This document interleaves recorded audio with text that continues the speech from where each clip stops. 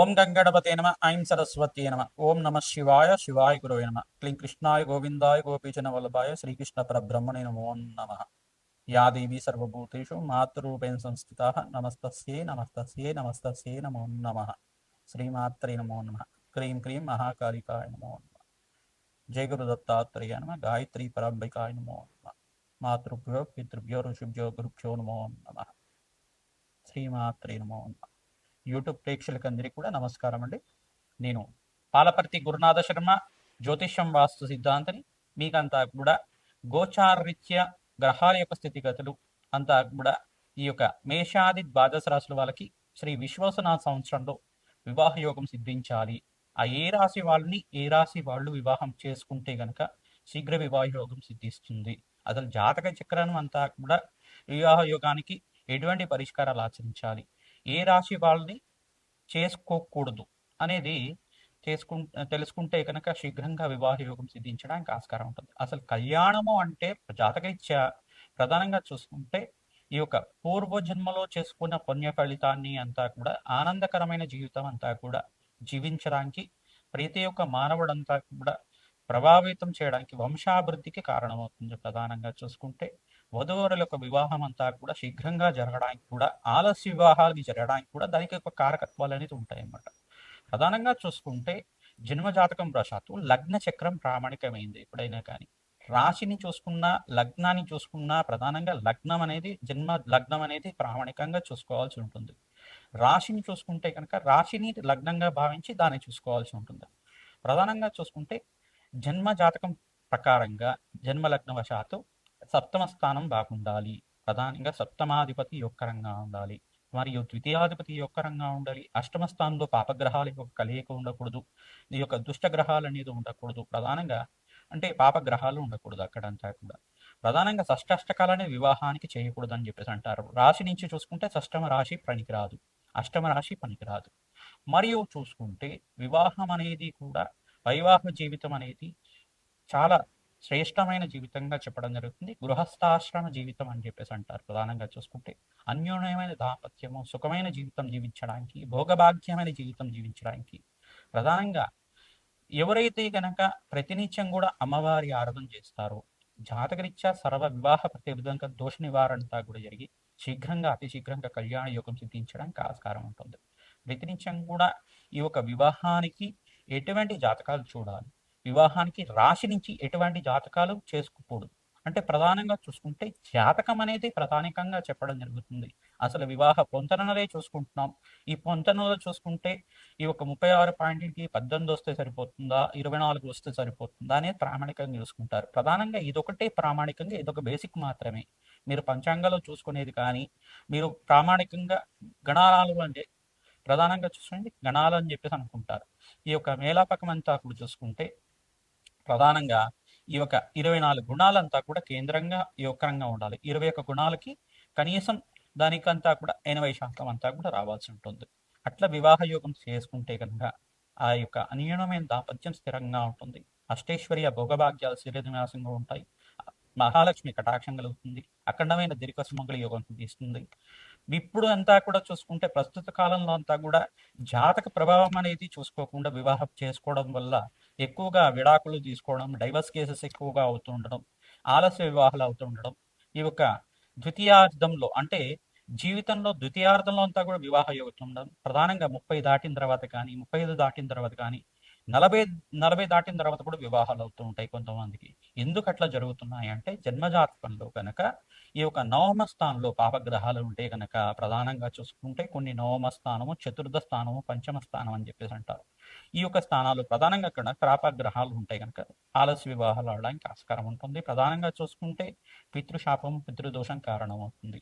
మరియు ఇక్కడ ప్రధానంగా చూసుకుంటే కొన్ని దోషాలు అనేది ఉంటాయి అన్నమాట. కలత్ర దోషం అని చెప్పేసి, తర్వాత మాంగళ్య దోషం అని చెప్పేసి అండి. అంటే అంటే ఇక్కడ చూసుకుంటే అష్టమ స్థానాన్ని మాంగళ్య దోషం అంటారు. ప్రధానంగా చూసుకుంటే ప్రధానంగా జన్మజాతకంలో చూసుకుంటే పురుషుడికి అంతా కూడా బృహస్పతి యోగకరంగా ఉండాలి, గురుబలం బాగా ఉండాలి, మరియు శుక్రుడు కలత్రకారకుడు అవుతాడు.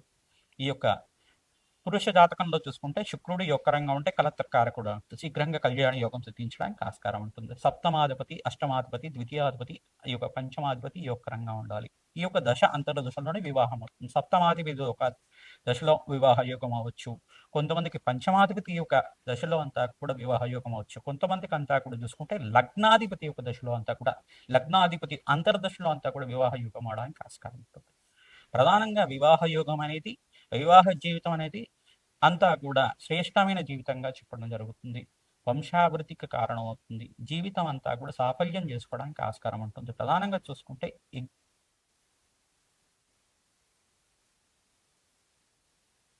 దీనికి అర్హులుగా ఉంటారన్నమాట. ప్రధానంగా చూసుకుంటే వంశాభివృద్ధికి కారణమైన ఈ యొక్క వివాహ యోగానికి ఏ రాశి వాళ్ళు ఏ రాశి వాళ్ళని చేసుకోకూడదు అనేది మాత్రమే ఇప్పుడు చెప్పడం జరుగుతుంది, విశ్లేషణ చేయడం జరుగుతుంది. మేషాది ద్వాదశ రాశుల వాళ్ళు ప్రధానంగా ఈ యొక్క మేషరాశి వాళ్ళని చూసుకుంటే ఈ రాశి వాళ్ళని చేసుకోకూడదు అని తెలిసిందనుకోండి. ప్రధానంగా మీకు అంతా కూడా ఈ ఎటువంటి జాతకాలు చూసుకోవాలి, దీని ప్రామాణికం అంతా కూడా ఏ రకంగా చూసుకోవాలి అనేది విశ్లేషణ చేసుకుంటే కనుక, జన్మ జాతకాన్ని పొంతలను చూసుకుంటే, కంపారిబిలిటీ చూసుకుంటే కనుక అందరికీ కూడా తెలుస్తుంది. ప్రధానంగా చూసుకుంటే మీ యొక్క జన్మజాతకాన్ని అంతా కూడా ఈ యొక్క జత చేసి అంతా కూడా చూసుకోవాల్సి ఉంటుంది. వధూవరుల జాతకం అంతా కూడా చూసుకొని విశ్లేషణ చేసుకొని ఇద్దరు జాతకాలంతా కూడా చూసిన తర్వాత మాత్రమే వివాహానికి యోగకరంగా ఉంటుంది. ఈ యొక్క ప్రధానంగా మీరంతా కూడా చూసుకొని జాతకాన్ని చూపించుకున్న తర్వాత వివాహానికి అంతా కూడా మీరు చేసుకుంటే గనక ఆ యొక్క దాంపత్యం అంతా కూడా సుఖవంతంగా అష్టైశ్వర్య యోగంతో శీఘ్రంగా సంతాన యోగం సిద్ధించడానికి, అన్యూనమైన దాంపత్యం జీవించడానికి, స్థిరకాలం అంతా కూడా ఆ దాంపత్యం స్థిరంగా ఉండడానికి ఆస్కారం ఉంటుంది. ప్రతినిత్యం కూడా మంగళగౌరి దేవి ఆరాధన చేసుకోవడం, సువాసిని అర్చన విధానం చేసుకోవడం, శివపార్వతుల కళ్యాణం ఆచరించడం, సుబ్రహ్మణ్య స్వామి కళ్యాణం ఆచరించడం వల్ల అతి శీఘ్రంగా కళ్యాణ యోగం సిద్ధించడానికి ఆస్కారం ఉంటుంది. మీ జాతకంలో వివాహ యోగం ఎప్పుడవుతుంది, ఏ రకంగా శాంతి పూజలు ఆచరిస్తే కనుక వివాహ యోగం సిద్ధిస్తుంది అనేది మమ్మల్ని సంప్రదిస్తే కనుక మీకు అంతా కూడా విశ్లేషణ చేసి దానికంతా కూడా పరిష్కారం చెప్పడం జరుగుతుంది. శీఘ్రాతి శీఘ్రంగా వివాహ యోగం సిద్ధించాలి అని చెప్పేసి అంటే కనుక ప్రతినిత్యం కూడా అమ్మవారికి పసుపు కొమ్ములతో మీరంతా కూడా మాలని వేసుకోవడం అష్టైశ్వర్య యోగం సిద్ధించడానికి ఆస్కారం ఉంటుంది. పసుకొమ్మల మాలంతా కూడా అమ్మవారి మెడలో హారంగా చేసి మీరంతా కూడా ఈ యొక్క అలంకరణ చేస్తూ ఉంటే కనుక ప్రతినిత్యం మంగళవారం, గురువారం, శుక్రవారం రోజున ఈ యొక్క పసుకొమ్మల మాలనంతా కూడా హారంలాగా చేసి వేస్తూ ఉంటే కనుక అతి శీఘ్రంగా కళ్యాణ యోగం సిద్ధించడానికి ఆస్కారం ఉంటుంది. పసుపుని ఆడిచిన పసుపుని కానీ ఆడిచిన కుంకుమ కానీ దేవాలయ ప్రాంగణంలో దానంగా. మకర రాశి జాతకులకి ఎటువంటి రాశి అంతా కూడా అంత అనుకూలత కాదు అనేది తెలుసుకోవడం జరుగుతుంది. ఈ 4 రాశి వాళ్ళకి అంత అనుకూలత కాదు, మకర రాశి జాతకులకి ఈ 4 రాశి వాళ్ళు అంత అనుకూలత కాదు అని చెప్పడం జరుగుతుంది. ప్రధానంగా చూసుకుంటే మకర రాశి జాతకులు స్వరాశి అయిన మకర రాశి వాళ్ళని వివాహం చేసుకోకుండా ఉండడం చాలా వరకు మంచిది. కొన్ని ప్రత్యేకమైన స్థానంలో మనకు పంచాంగంలో కూడా చెప్తుంటారు, నక్షత్ర పాద భేదాలతో ఉంటే కనుక ఈ యొక్క ఒకటో పాదము రెండో పాదంతో భేదాలతో ఉంటే కనుక వివాహానికి అనుకూలత ఉంటుంది. కానీ ప్రత్యేకమైన స్థానంలో మాత్రమే, ప్రత్యేకంగా జాతకంలో బలం ఎక్కువగా ఉండాలి, కొన్ని గ్రహాల యొక్క స్థితిగతులు అనుకూలత ఉండాలి అన్న ప్రత్యేకమైన స్థానంలో మాత్రమే అనుకూలత ఉంటుంది. చాలా వరకు కూడా చూసుకుంటే స్వరాశిని వివాహం చేసుకోకుండా ఉండడమే మంచిగా చెప్పడం జరుగుతుంది.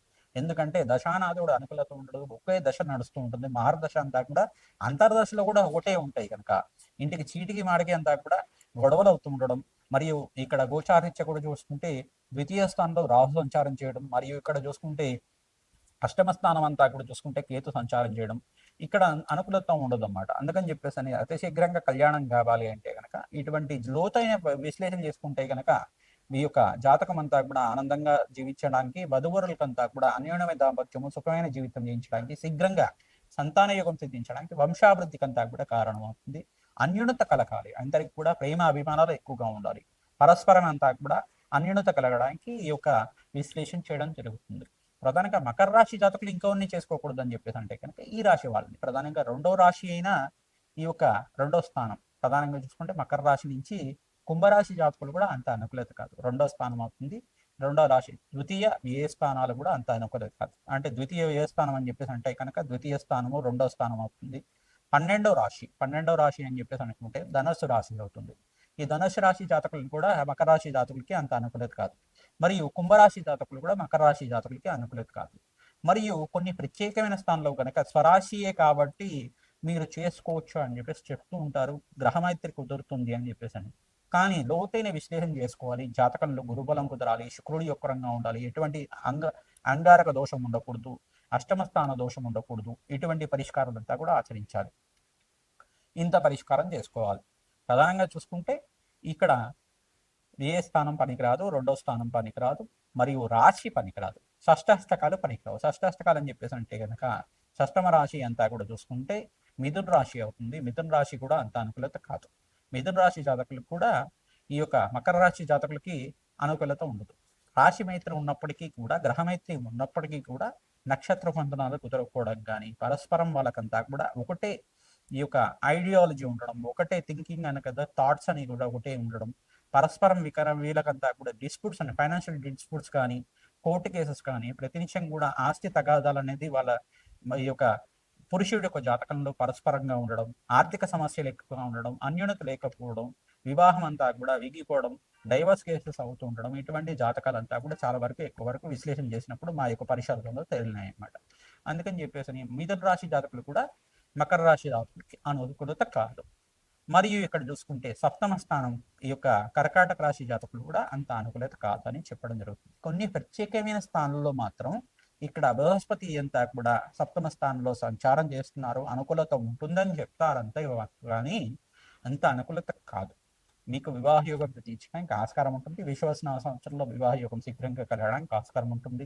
పరస్పర వీక్షణ అంతా కూడా బృహస్పతి యొక్క వీక్షణ అంతా కూడా గురు కర్కాటక రాశిలో ప్రవేశం చేసిన తర్వాత యుక్కరంగా ఉంటుంది, మీకు మంచి జరుగుతుంది. కానీ కర్కాటక రాశి జాతకులు మకర రాశి జాతకులకి అంత అనుకూలత కాదు. షష్ఠ స్థానమైన మిథున రాశి కూడా అనుకూలత కాదు. మరియు అష్టమ స్థానమైన ఇక్కడ సూర్య భగవాన్ రాశి అయిన సింహరాశి జాతకులు కూడా అంత అనుకూలత కాదు అని చెప్పడం జరుగుతుంది. ఎందుకు అనుకూలత కాదు? షష్టాష్టకాలు ఎప్పుడైనా పరస్పరం వైరీగా ఉంటాయి, పరస్పరం మనస్పర్ధలు రావడానికి ఆస్కారం ఉంటుంది, అన్యోన్యత అంతా కూడా విగిపోతుంది.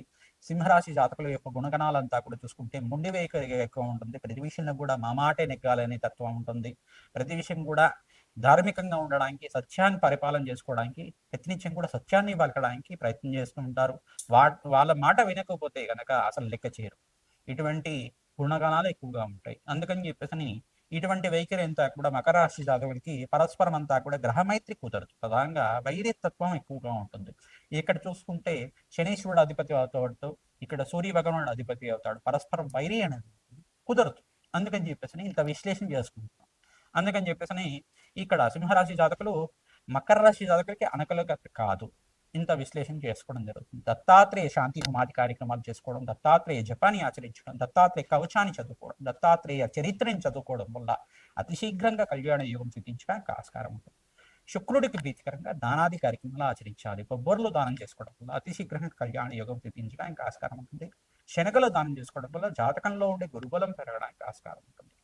ప్రతినిత్యం కూడా మేము చేసే శాంతి హోమాది కార్యక్రమాలు మీరు పాల్గొనండి. జన్మజాతకాన్ని అంతా కూడా జ్యోతిష్య పండితులతో నిరూపణం చేసుకుని విశ్లేషణ చేసుకున్న తర్వాతే జాతకాలంతా కూడా చూపించుకోండి. తద్వారా మీకు అతి శీఘ్రంగా కళ్యాణ యోగం సిద్ధించడానికి ఆస్కారం ఉంటుంది. శివపార్వతుల కళ్యాణం కానీ, సుబ్రహ్మణ్య శాంతి హోమాది కార్యక్రమాలు కానీ, లక్ష్మీ నరసింహస్వామి శాంతి హోమాది కార్యక్రమాలు కానీ, ఈ యొక్క వెంకటేశ్వర స్వామి వెంకటేశ్వర స్వామి కళ్యాణం కానీ, ఈ యొక్క ప్రధానంగా చూసుకుంటే లక్ష్మీ కుబేర శాంతి హోమాది కార్యక్రమాలు కానీ, మహాలక్ష్మి మూలమంత్రాన్ని అంతా కూడా జపాన్ని ఆచరించడం వల్ల, మహాలక్ష్మి మూలమంత్రాన్ని అంతా కూడా వేద పండితులతోటి జపాన్ని ఆచరించడం వల్ల అతి శీఘ్రంగా కళ్యాణ యోగం సిద్ధిస్తుంది. జాతకరీత్యా వివాహ ప్రతిబంధకాలంతా కూడా తిరిగిపోతాయి. దీర్ఘ సుమంగళి యోగం సిద్ధిస్తుంది.